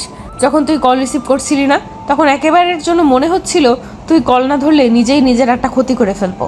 আল্লাহর রহমতে তুই 22 বারেই রিসিভ করে ফেলেছিস। সরি আপু, আসলে আমি ঘুমিয়েছি 1টার দিকে, আর তুমি কল দিছো 2টার দিকে, তাই ধরতে পারিনি। আচ্ছা ঠিক আছে, সরি বলতে হবে না। তোর আসার সময় প্রয়োজনীয় কিছু কাপড় নিয়ে আসছি সাথে করে, আর আমার সাথে কিছু ক্যাশ টাকা ছিল 50,000, সেগুলো নিয়ে আসছি। টিউশনি করে জমাইছিলাম টাকাগুলো। কমপক্ষে 1 মাস বাসায় যেতে পারবো না আমি। বাসায় গেলেই বিয়ে কনফার্ম। আমি যতদূর জানি ভাইয়ার ছুটি 1 মাসের মতো। ভাইয়া চলে যাওয়ার পরেই আমি বাসায় যাব। এই 1 মাস আমরা সিলেট থাকবো। এখন তোর কোনো আইডিয়া বা পরামর্শ থাকলে আমায় দে। আপু, তুমি তোমার ফোনের সিম খুলে ফেলে দাও, আর আমিও আমার সিম খুলে ফেলছি। সিম খুলে ফেলবো কেন আমরা? আসলে আপু তুমি তো জানোই তোমার আব্বু কত প্রভাবশালী লোক। হয়তো কাল থেকে পুলিশের মাধ্যমে তোমাকে খোঁজা শুরু করবে। তখন এই সিম থাকলে আমরা খুব সহজেই ধরা খেয়ে যাব। তুই আসলে একটা জিনিয়াস। আপু আমাকে জিনিয়াস বলাতে আমি খুব খুশি হলাম, কিন্তু প্রকাশ করলাম না। রেল চলছে তার আপন গতিতে। আপুর 2 চোখ ভরে প্রচণ্ড ঘুম। 30 মিনিট পার হতে না হতে আপু ঘুমিয়ে গেল। আমার কাঁধে মাথা রেখেছে। কেন জানি বিষয়টাতে আমি খুব শান্তি পেলাম। পুরোটা জার্নিতে আপু ঘুমিয়েছে আমার কাঁধে মাথা রেখে। ঘুম থেকে উঠে একটাবার ধন্যবাদও দিল না। আপু মানুষটি কত নিষ্ঠুর। আপুর এই ঘুমের জন্য আমি 6 ঘন্টা টানা একভাবে বসেছিলাম। নড়াচড়া করার ফলে যদি আপুর ঘুম ভেঙে যায়, এই জন্য স্থির ছিলাম। 10টার দিকে আমরা সিলেট শহরে নামলাম। ঢাকার মতো এত ব্যস্ত না সিলেট নগরী। অনেক পরিষ্কার পরিচ্ছন্ন, দেখেই মনটা ভালো লাগলো। অনেক দিন যাবৎ ঢাকার ধুলোবালি, জ্যাম আর গাড়ির হর্নে জীবনটা একটা জেলখানা হয়ে গিয়েছিল। অনেক দিন পর মুক্ত লাগছিল নিজেকে। আপু শোনো, আমরা আপাতত কারোর সাথে যোগাযোগ করব না, কারণ আমাদের পরিচিত কারোর সাথে যোগাযোগ করলে পুলিশ সেই সূত্রের মাধ্যমে আমাদের ঠিক বের করে ফেলবে। আচ্ছা করব না, এখন প্লিজ চল কোনো হোটেলে, আমার খুব ক্ষুধা লেগেছে। চলো। আমি আর আপু একটা হোটেলে গিয়ে কিছু খাবার খেয়ে নিলাম। খাওয়া দাওয়া করে আমরা কিছু হোটেলে যোগাযোগ করলাম থাকার জায়গার ব্যবস্থা করার জন্য, কিন্তু কোনোভাবেই সেটা পারলাম না ব্যবস্থা করতে। হোটেলে স্বামী স্ত্রী ব্যতীত এলাও না। পুরো বিপদে পড়ে গেলাম। চুপ করে বসে আছি আমি আর আপু একটা গাছের পাশে। আমার খুব চিন্তা লাগছিল, রাত হলেই বিপদ বেড়ে যাবে। এর মাঝে আমি আর আপু স্বামী স্ত্রীর পরিচয়ে বাসাও ভাড়া করতে চেষ্টা করছি, কিন্তু হয়নি। সেই চেষ্টা সফল। সবারই এক কথা, বিয়ের ডকুমেন্ট ছাড়া কিংবা কারো রেফারেন্স ছাড়া বাসা ভাড়া দেওয়া হবে না। হুট করে আপু বলে উঠল, পেয়ে গিয়েছি আইডিয়া, চল তাড়াতাড়ি। কোথায় যাব? কিছু না বলেই বলছো যেতে। কাজী অফিস যাব আমরা। এখন বিয়ে করে নেব, তারপর একটা বাসা ভাড়া নেব, এত ঝামেলায় যেতে পারবো না। কি মেয়ে, আল্লাহ সামান্য বাসা ভাড়া নেওয়ার জন্য বিয়ে করে নিবে? তুমি এই বাসা ভাড়া নেওয়ার জন্য এখন বিয়ে করবে? কেন, তুই কি ভয় পাচ্ছিস নাকি? ঢাকায় গিয়ে আমি তোকে ডিভোর্স দিয়ে দিব, কেউ জানবেও না। বিয়ের কথা শুনে অবাক হলেও কিছুটা ভালো লাগলেও ডিভোর্স শব্দটা শুনে কেমন যেন শূন্যতা অনুভব করলাম। ভয় পাওয়ার কি আছে, তুমি যা ভালো মনে করো। চল। একটা রিক্সা করে কাজী অফিসে গেলাম আমরা। কিছু ঝামেলা ছিল সাক্ষীর, কিন্তু টাকা কিছু বেশি দেওয়াতে সব ঠিকঠাকই হলো। সব কাজ শেষ করে আমরা বিয়ের ডকুমেন্ট নিয়ে একটা বাসাও ভাড়া করে নিলাম। বাড়িওয়ালা দুজন বৃদ্ধ আর বৃদ্ধা। আমাদের বিয়ে কতদিন যাবৎ হয়েছে জিজ্ঞাসা করলো আপু। বুদ্ধি করে কিছু মিথ্যা লাগিয়ে বলল, আমরা লুকিয়ে বিয়ে করেছি আজকেই। আর কিছু ইমোশনাল কথা বলাতে বাড়িওয়ালা রাজি হয়ে গেল। আমরা অগ্রিম মাসের ভাড়া দিয়ে রুমে উঠলাম। তখন বাড়িওয়ালা ভদ্রলোক বলল, আর শোনো বাবারা, এই রুমে আগে দুজন থাকতো, 6 মাসে থাকার পর বাসা ভাড়া না দিয়ে চলে যায়, কিন্তু যাওয়ার সময় সব রেখেই যায়। তোমরা এগুলো ব্যবহার করতে পারো। যাক, খুব ভালো হলো। বিছানা থেকে শুরু করে রান্নার প্রয়োজনীয় সবই আছে। মেঘনা চাইতেই জল। আপিও খুব খুশি হলো। বাড়িওয়ালা চলে গেল। আমি আর আপু বিছানায় বসে আছি। না চাইতেও আমার চোখ দিয়ে জল এসে পড়েছে। কি থেকে কি হয়ে গেল। সত্যি বলতে আমার বিয়ে নিয়ে অন্যরকম একটা স্বপ্ন ছিল। সামান্য কিছু সুবিধার জন্য বিয়ে করতে হলো, অথচ কালেমা থেকে কবুল বলা সবই কতটা দামি। কিরে, তুই কান্না করছিস কেন? কই কান্না করছি, চোখে হয়তো ধুলো গিয়েছে। আচ্ছা তুই রুমে থাক, তাহলে আমি ফ্রেশ হয়ে আসি। আপু চলে গেল ফ্রেশ হতে। আমি বিছানায় বসে বসে ভাবছি, আজকের রাতটা আমার বাসর রাত। আপু গোসল করে আসছে। আপুর ভেজা চুলগুলো একটা তোয়ালে দিয়ে বাঁধা। কানের পাশের কিছু চুল থেকে টপ টপ করে পানি পড়ছিল। আপুকে এই অবস্থায় দেখে আমি পুরো শক খেলাম। কিরে, তুই কি দেখিস অমন করে? মনে হয় আজকে তুই প্রথম দেখছিস আমায়। যা গোসল করে আয়। যাচ্ছি। আমি গোসল করে আসলাম। এসে দেখি আপু তার চুল ছেড়ে দিয়েছে শুকানোর জন্য। আপুর এত বড় চুল আমি তো বুঝতেই পাইনি। এর আগে আপুকে যতবার দেখেছি আমি কখন আপুর চুল দেখিনি। আজ দেখে আমি পুরো অবাক। এত পড়াশোনা করে আপু কেমন করে তার চুল সামলাতো? আপু একটা কথা বলি। বল। আচ্ছা আপু, তুমি কেমন ছেলেকে বিয়ে করতে চাও? তোর মতো ছেলেকে? আমি এগুলো নিয়ে ভাবিনি কখনো। সত্যি কথা হলো, আমি মেডিকেল কোর্স শেষ করে বিয়ে করতে চাই। তার আগে এগুলো নিয়ে ভাবতে চাই না। ও আচ্ছা। আচ্ছা দেখ রবিউল, এখন তো এই বাসায় আমরা কমপক্ষে 1 মাস থাকবো। আর যেহেতু আমরা এখানে স্বামী স্ত্রী হয়ে বাসা ভাড়া নিয়েছি, তাই তুই আমাকে টোটালি আপু বলা অফ কর। সবসময় তুই আমাকে নাম ধরেই ডাকবি। আপু আর নাম ধরে ডাকতে গেলে দেখবি গুলিয়ে ফেলবি। এখানে আমাদের না চাইলেও স্বামী স্ত্রীর মতো অভিনয় করতে হবে, আর সেটা না করলে ধরা খেলে আবার পুলিশও দিতে পারে। এখানকার মানুষ অনেক সচেতন। তো এখন থেকে আমি তোকে তুমি করে বলবো, আর তুই আমাকে নাম ধরেই ডাকবি, ঠিক যেরকম স্বামী স্ত্রীরা কথা বলে। আপুর কথা শুনে ভালোই লাগলো। নিজেকে সত্যি সত্যি জামাই মনে হচ্ছিল। কিন্তু তুমি আবার কিছু মনে করবে না, বলবে না তো যে বেয়াদবি করছি? আরে পাগল তুই, আমিই তো বলছি সব করতে, বিপদের জন্যই তো আমরা এসব করছি। আচ্ছা মৌ, খুব ভালোবাসা মিশিয়ে আপুকে নাম ধরে বললাম। রাতের বেলায় আবার বাড়িওয়ালা আসলো আমাদের রুমে। তোমাদের নামই তো ভালো করে জানা হলো না। আন্টি, আমার নাম রবিউল আর ওর নাম মৌ। ও আচ্ছা, তোমাদের খুব ভালো মানিয়েছে, কিন্তু দোয়া করি তোমরা অনেক সুখী হও। এই যে তোমাদের জন্য রাতের খাবার নিয়ে আসছি। এখন তো আর কিছু রান্নাও করতে পারবে না, আর হোটেলও বাসা থেকে অনেক দূরে। তোমরা দুজন মিলে খাবার খেয়ে নিও, আমি আসি তাহলে। আচ্ছা আন্টি। যাক, ভালোই হলো, খুব ক্ষুধা লেগেছিল আমার। আচ্ছা মৌ, চলো আমরা খেয়ে নেই তাহলে। তোমাকে কি খাইয়ে দিতে হবে? আপু আমার দিকে খুব অবাক হয়ে তাকালো। তুই এমন করে কথা বলছিস কেন? কেমন করে বলি? এমনভাবে বলছিস যেন আমরা সত্যি সত্যি স্বামী স্ত্রী। থাক থাক, কথায় আছে তো, কান আর ভালো করতে নেই। তুমি বললে যেন আমরা স্বামী স্ত্রীর মতন থাকি, আর এখন বলছো আমি কিভাবে কথা বলছি। আর তুমি নিজেই বললে স্বামী স্ত্রীর মতন অভিনয় করতে। হ্যাঁ বলছি তো। তো এখন তুমি আমাকে তুই করে বলছো কেন? সরি, আসলে সারা জীবন তুই করে বলেছি তো, তাই আর কি। আচ্ছা, এরপর থেকে আর হবে না। সরি, তুমি রাগ করো না। আমি তুমি করেই বলবো, কিন্তু দয়া করে এর ফায়দাটা নিও না। যদি কোনো রকম ফায়দা নিতে চাও তাহলে আমি তোমার মাথা ফাটিয়ে দেবো।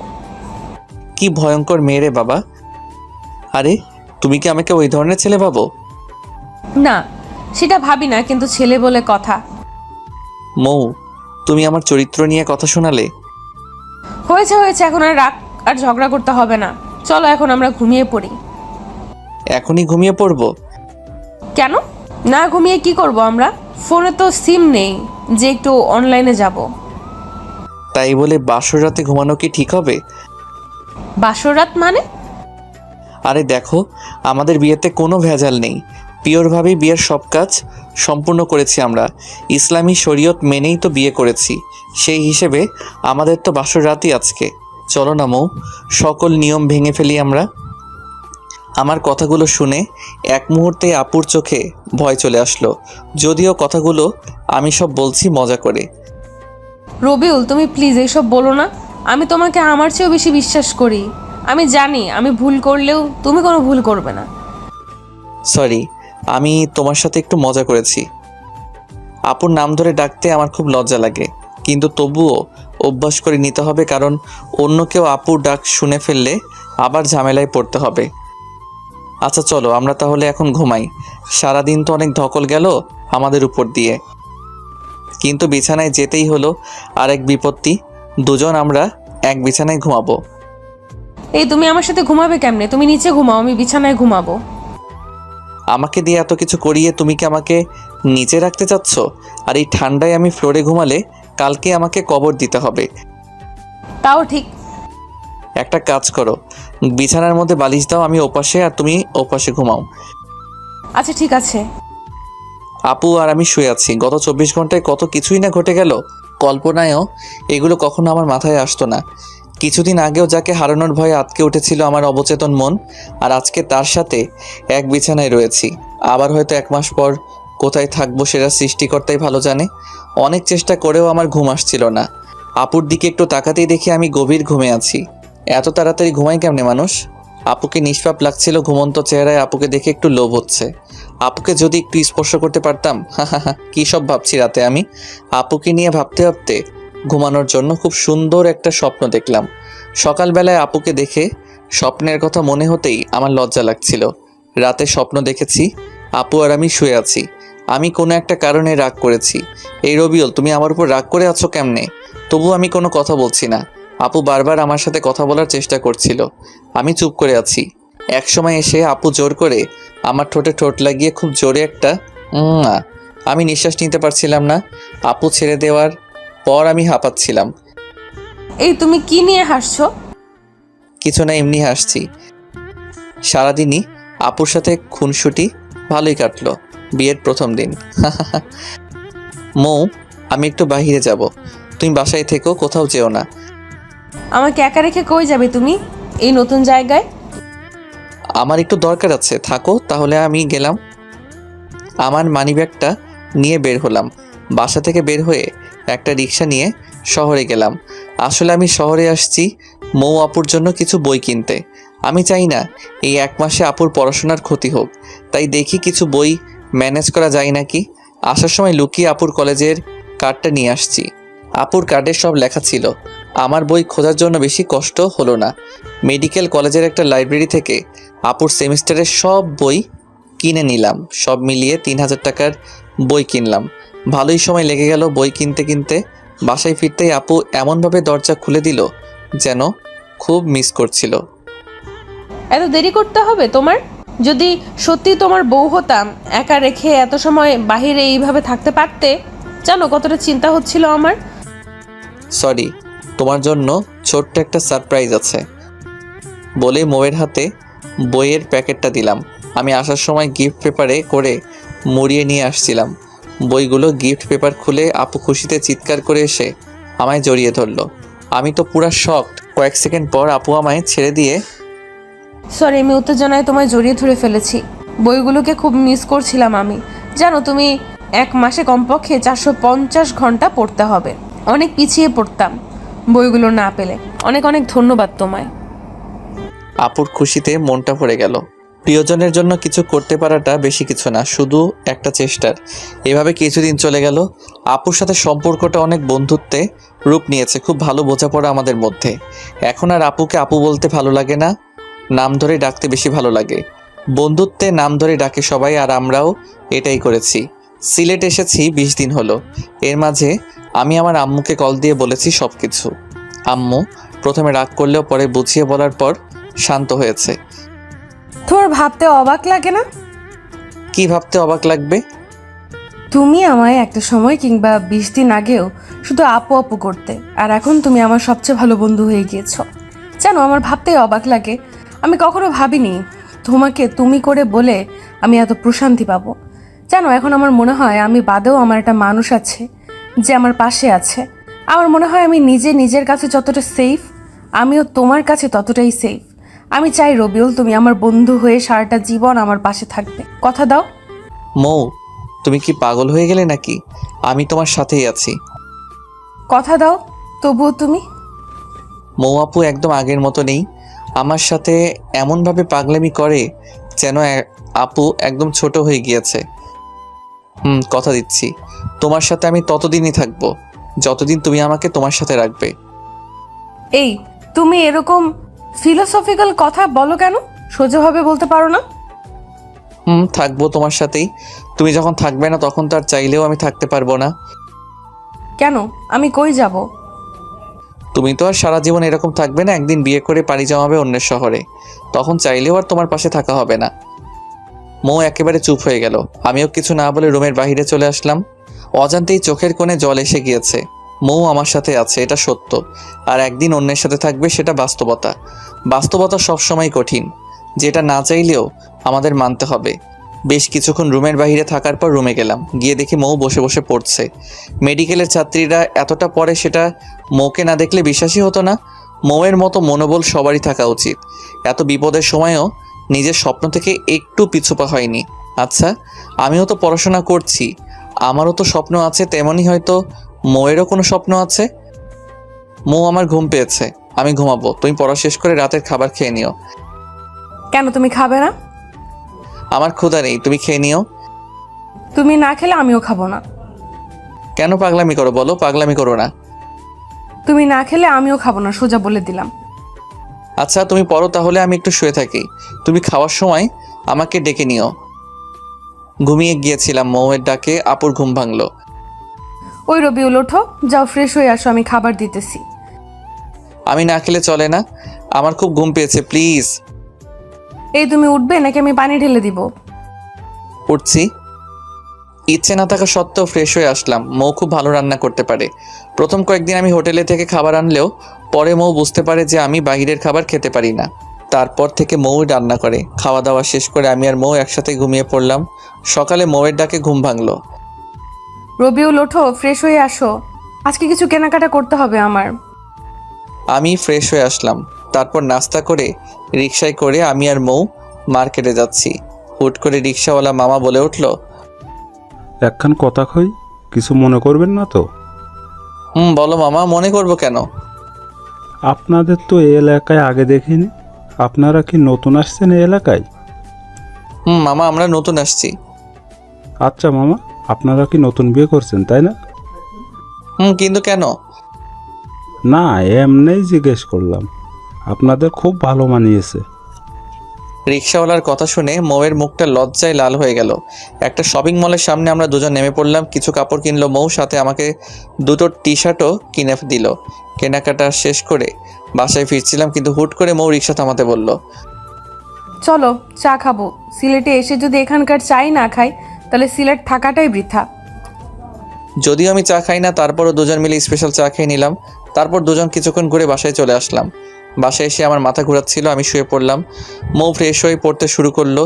এই মেয়েটা কি পড়া বাদে কিছু বোঝে না? আমার তো মুড হতেই 30 মিনিট লাগে পড়তে বসার সময়, আর মৌ সুইচের মতো অন অফ হয়ে যায়। যখন মন চায় পড়ার মুড অন হয়ে যায়। দেখতে দেখতে চলেই গেল 1 মাস। আজকে 1 মাস পূর্ণ হয়ে গেল আমার আর মৌয়ের সিলেট আসার। শহর থেকে আমি আজকে একটা সিম কিনে এনেছি। আজ 1 মাস পর ফোনে সিম ভরছি। ফোন কাস্টমাইজ করে ডাটা অন করে ফেসবুকে লগ ইন করলাম। আম্মুকে কল দিলাম। আসসালামু আলাইকুম আম্মু। ওয়ালাইকুম আসসালাম। কেমন আছো আম্মু তোমরা? এই তো বাবা, আমরা ভালোই আছি। তোরা কেমন আছিস? আজকে সাগরের পরিবারের সবাই আমেরিকায় চলে গেল, সাথে মৌয়ের সাথে সাগরের বিয়েও ভেঙে দিয়েছে। বলো কি আম্মু, তাহলে তো আমরা কালকে চলে আসবো। কতদিন তোমাদের দেখি না। আচ্ছা বাবা, সাবধানে থাকিস। আর শোন বাবা, মৌয়ের বাবা কিন্তু খুব রেগে আছে। আচ্ছা আম্মু, সেটা নিয়ে চিন্তা করতে হবে না, মৌই ওর বাসা সামলাবে। তারপর ফোন কেটে দিলাম। মৌ, শুনছো তুমি? হ্যাঁ বলো, ডাকছো কেন? একটা গুড নিউজ আছে। কি নিউজ শুনি? তোমার সাগর ভাইয়ের পরিবারের সবাই আমেরিকা চলে গিয়েছে, আর যাওয়ার আগে তোমার আর সাগরের বিয়ে ভেঙে দিয়েছে। মৌ শুনেই তো খুশিতে চিৎকার দিয়ে এসে আমায় জড়িয়ে ধরলো। কয়েক সেকেন্ড পর, সরি রবিউল, কিছু মনে করিস না। খুশিতে আমার মাথাটাই ঠিকভাবে কাজ করেনি। চল সব কিছু গুছিয়ে নেই, আমরা কালকেই ঢাকা চলে যাব। সব কিছু গুছিয়ে নিলাম। কোনোরকমভাবে রাতটা পার করেই সকালবেলা বাড়িওয়ালা কাকা কাকির থেকে বিদায় নিয়ে বের হয়ে পড়লাম। আমি আর মৌ দাঁড়িয়ে আছি স্টেশনে, প্রচণ্ড শব্দ আর ভিড়। কোনোরকমভাবে আমি দুটো টিকিট কিনে নিলাম। 9টা 20 বাজে, 10টায় রেল আসবে। দুজন মিলে বসে আছি আর রেলের জন্য অপেক্ষা করছি। আজকে মনে মনে ভাবছি রেল যেন 10 মিনিট পর আসে। আমি খুব ভালো করেই জানি বাসায় যাওয়ার পর হয়তো আর এভাবে মৌয়ের কাছাকাছি থাকা হবে না। একেই বলে ভাগ্য। আজকে সময় 2 মিনিট আগেই রেল আসলো। খুব ইচ্ছে করছিল মৌকে নিয়ে এই শহরে থেকে যেতে, কিন্তু বাস্তবতা সেটা কখনোই মেনে নিবে না। ইচ্ছে না থাকা সত্ত্বেও মৌকে নিয়ে রেলে উঠলাম। কি তোমার কি মন খারাপ নাকি? না, মন খারাপ থাকবে কেন? অনেক দিন পর বাসায় যাচ্ছি, মন খারাপ হবে কেন বলো? কিন্তু 1 মাসে এই জায়গাটার মায়ায় পড়ে গিয়েছিলাম, তাই একটু মিস করছি। আমিও মিস করছি। আচ্ছা মৌ, তোমার কি মনে হয় বাসা থেকে কি রিয়াক্ট করতে পারে? আমাকে কি কিছু বলবে কাকা কাকি?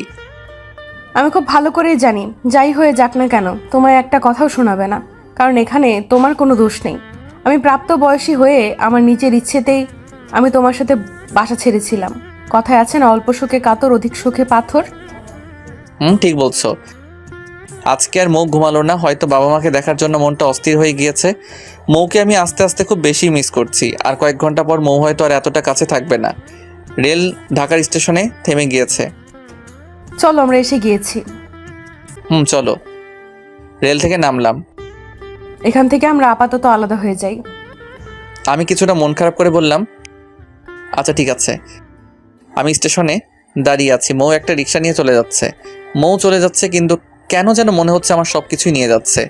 চোখের কোণে জল এসে পড়ছে, হাতের উল্টো পিঠ দিয়ে জল মুছে একটা বড় করে দীর্ঘশ্বাস নিলাম। ছেলেদের কান্না করতে নেই, এগুলোর কোনো মূল্য নেই। আমি অনেকক্ষণ পর রিক্সা নিয়ে বাসার উদ্দেশ্যে রওনা দিলাম।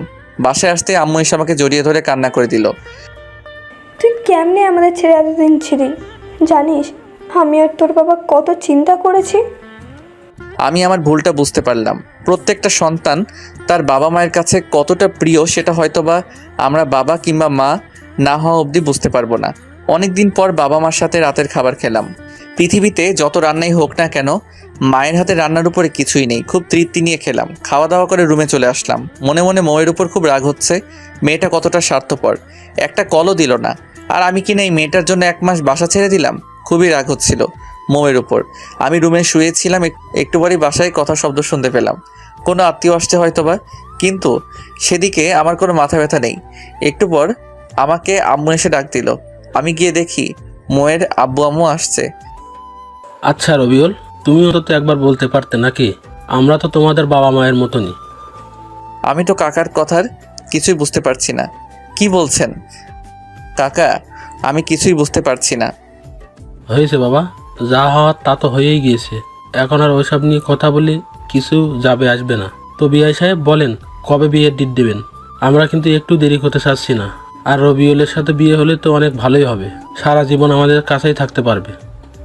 আচ্ছা বেয়াই, তাহলে দেরি করতে হবে না। আর আগামী শুক্রবারই বিয়ের তারিখ তাহলে ঠিক রইল। আচ্ছা বিআই সাহেব, আমরা তাহলে এখন উঠি। উঠবেন মানে? মিষ্টিমুখ না করে কোথাও যেতে পারবেন না। কই গো রবিউলের আম্মু, দাও বেয়াই বেইনকে মিষ্টি দাও। মৌয়ের বাবা চলে গেল। কিছুই বুঝতে পারছি না কি হচ্ছে সব। 10 মিনিট পরই মৌ আমাকে কল দিল।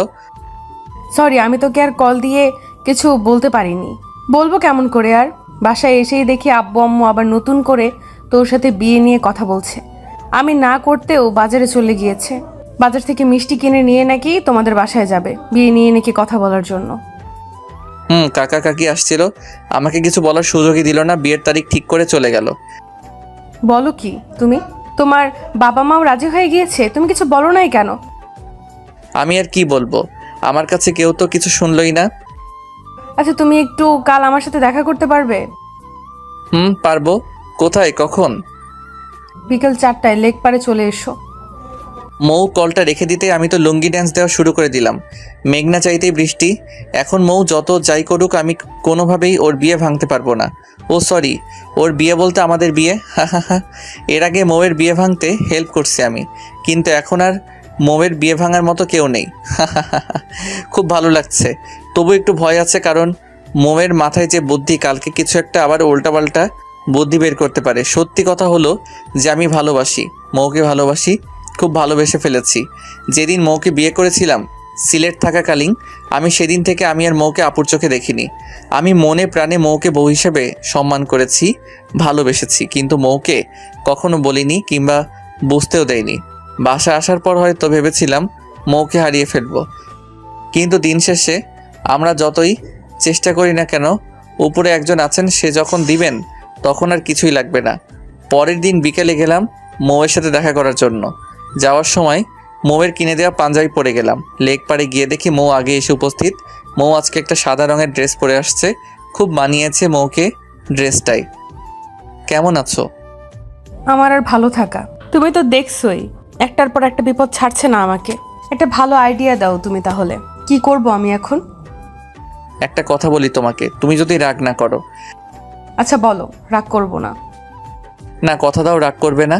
আর সাথে যা বলার তুমি আমার কথা পুরোটা শোনার পর বলবে। বলো।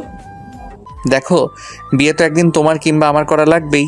আর আমি তো ছেলে হিসেবে খারাপ না, তো তুমি চাইলে আমাকেই বিয়ে করে ফেলো। বিয়ে করার পর তো কাকা কাকি তোমাকে আর প্রেশার দিতে পারবে না। আর জুনিয়র বর পাওয়া অনেকটা ভাগ্যের। তোমার কথা বলা শেষ? বলা শেষ। থাকো তুমি তোমার আইডিয়া নিয়ে। তোমার থেকে এই আইডিয়া অন্তত আশা করিনি। আর আমি তোমাকে কখনোই স্বামী হিসেবে মানতে পারবো না। রাগ দেখিয়ে চলে গেল। যতই রাগ করো মৌ, এখন আর কোনো উপায় নেই। বউ হিসেবে তুমি শুধু আমারই হবে। রাতে মৌয়ের কল দিয়েছো কেন? তখন তো কিছু না বলে রাগ দেখিয়ে চলে আসলে। আমি কি বিপদে নেই? আমিও তো বিপদেই আছি। বিপদে মাথা গরম করে কিছুই হয় না, উল্টো আরও পরিস্থিতি খারাপ হয়ে যায়। আমি একটা আইডিয়াই তো দিয়েছিলাম, তুমি ভালো কিংবা খারাপ কিছু একটা বলতে পারতে, আর সেটা না করে রাগ দেখিয়ে চলে আসলে। তুমি আর আমি হয়তো ঠিক ছিলাম, আমরা 1 মাস এক বিছানায় থেকেও দুজনকে স্পর্শ পর্যন্ত করিনি, কিন্তু সমাজ এটা মানবে না। দিন শেষে আমরাও সমাজের নিকট দায়বদ্ধ। এখন যদি আমাদের বিয়েটা না হয়, তাহলে কাকা কাকি আর আমার বাবা মা স্বাভাবিকভাবে এলাকায় বসবাস করতে পারবে না। এক একজন এক এক রকমের কথা শোনাবে। তখন তাদের অবস্থাটা কি হবে তুমি বুঝতে পারছো কি? চুপ করে আছে মৌ। বেশ কিছুক্ষণ পর মৌ বলল, আচ্ছা, তবুও কি কোনো আইডিয়া নেই তোমার কাছে? এখন আমাদের জন্য চুপচাপ সব মেনে নেওয়াটাই ভালো হবে। পরে না হয় পরিস্থিতি স্বাভাবিক হলে তখন যে কোনো কিছু করা যাবে। আচ্ছা ঠিক আছে, তুমি খাওয়া দাওয়া করছো কি? না, খাইনি, একটু পর খাবো। আচ্ছা একটা কথা বলো তো মৌ, বলো। তুমি কি আমাকে মিস করছো না একটু? মিস করার কি আছে? তুমি তো আর মারা যাওনি কিংবা চলে যাওনি কোথাও, তাহলে মিস করার কি আছে? মিস করার কি আছে বলেই কলটা কেটে দিলাম মৌ। এমন করে কেমনে বললো বুঝলাম না।